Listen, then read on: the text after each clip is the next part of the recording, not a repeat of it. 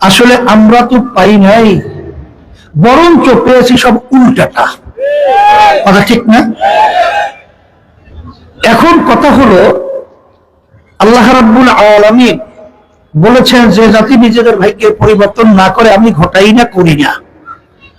এই ভাগ্যের পরিবর্তন আমাদের কি করতে হবে? জহরাল ফাসাদু ফিল বাররি ওয়াল বাহর বিমা কাসাবাত আইদিন নাস।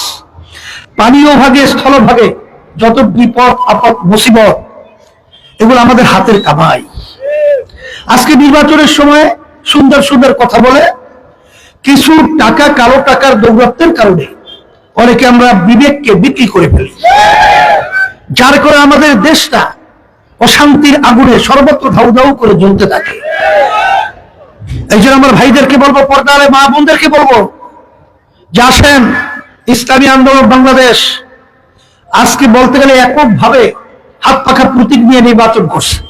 আজকে সর্বত্র একটা গণজোয়ার তৈরি হয়েছে হাত পাখা প্রতীককে বিজয় করার জন্য।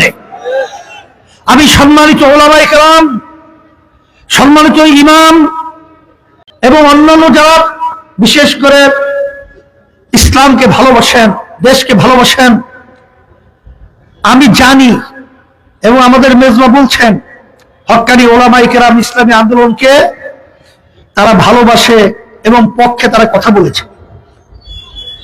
আমি বলবো আপনারা আরো কথার ব্যাপারে জোরালো ভাবে আপনারা বলবেন, এটা আমার অনুরোধ থাকবে।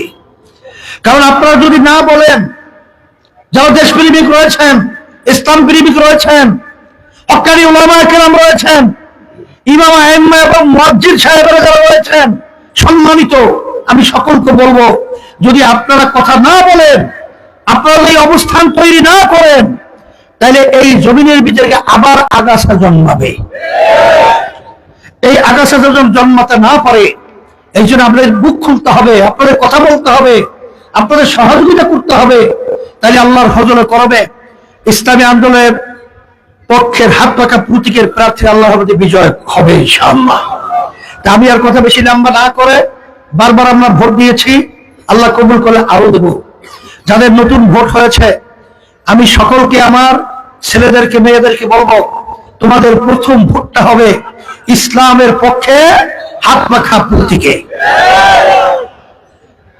বিশেষ করে আমি আপনাদের সকলকে উদাত্ত আহ্বান জানাচ্ছি যে আমরা যদি এই কয়েকটা দিন আমাদের শামসুদ্দৌলা আশরাফী সহ হাত পাখা প্রতীকের পক্ষে আমার ভাইদের কাছে, মা বোনদের কাছে আমরা সেবা দাওয়াত পৌঁছাতে পারি, আমার মন বলছে যে আল্লাহর রহমতে হাত পাখা বিজয় হবে ইনশাআল্লাহ।